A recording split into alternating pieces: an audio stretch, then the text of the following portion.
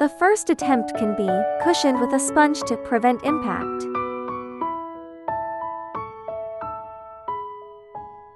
Use your index finger to feel the thrust and suction, and find balance.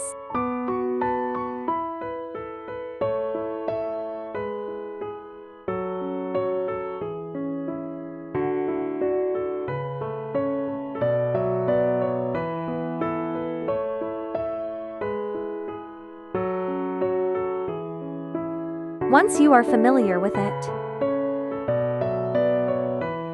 you can remove the sponge and install it directly with your index finger.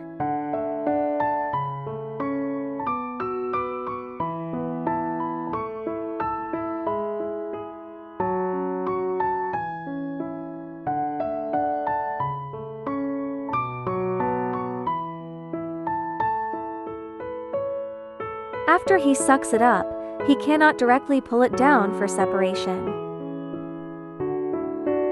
You should push it forward to separate it.